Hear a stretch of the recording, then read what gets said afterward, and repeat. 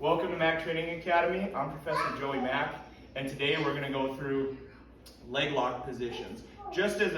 I'm not going to dive deep into each position. I just want to show what I've been able to break down for simplicity. Because I know with the way leg lock positions are, you can have things that are the same position named 5 different ways, and I wanted to simplify it. So let's get into it. Before we do that, make sure to hit that subscribe button. Go ahead and go down. So people really overcomplicate what types of leg positions there are. And I've tried to narrow it down until about 5 spots. And they each all have a variation of where you can end up putting your legs to an extent. But for the most part, you have those ashi positions, right? So ashi, regardless if I'm here and here, it's just a changing of where I put my leg. But the leg is to the outside of my body, and my leg is wrapping around his leg, whether I'm in ashi or double outside. So that's one position. Then you have the leg to the inside with my leg to the inside. This would be 50-50 position. And the variations of, you got those 90-10, 80-20 positions, and some of that's just hip position, okay? From here, we're going around the circle. So his leg changed, that was what changed on the last one. Now, I'm gonna change my placement. I'm gonna leave his leg where it is. Let's have you circle this way. Now, I'm gonna bring my leg around to the inside. And now we got to the inside sankaku, okay? And then one more leg change position. The game over position. So now, instead of his leg being across and my leg being across, his leg is to the outside and my leg goes to the inside. And this would be going into those like Russian leg knot or the game over position that Dean Lister shows. What's that? Is this the honey hole? I thought honey hole was an inside sankaku. Okay.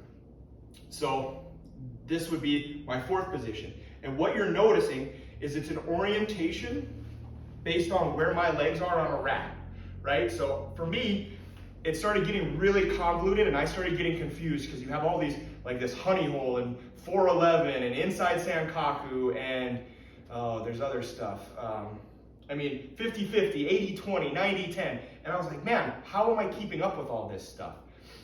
So I had to find a way to simplify it. And I went based on my body rotating around the leg and then the orientation of where the leg is. And then from there you branch off if you want to get more specific with this. But for me, for my clarity, again, I have ashi.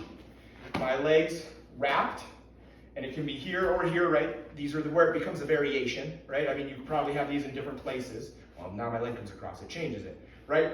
But his leg is to the outside, and my legs are facing to the outside. If his leg comes across, either I have a 50-50, where my leg's coming to the inside and his leg's coming into the inside across, or I bring my leg over the top, and his leg stays in place, that's inside sankaku, or just turn your body, and bend your leg, right? Or now my leg goes across with a reap, and his leg is onto the outside of my body. So it's an orientation, either his leg is to the outside of my body or the inside of my body, or up towards the ceiling or down towards the floor. And then same thing for my leg. Depending on how my leg wraps around his body, it starts to simplify the positions outside of specialties within it, okay? And then the 5th position I've called it is just when you circle around a little further and you go to the knee bar position, right? And that can come from some different variations of 50-50 or inside sankaku. So that's why I called it my 5th position. I circle around the leg and I'm able to simplify into positions, and then from there I can branch off. So that would be the simplified version of the leg locks. If you have additional questions on top of that, make sure to leave it in the comments and subscribe to my channel. Thanks.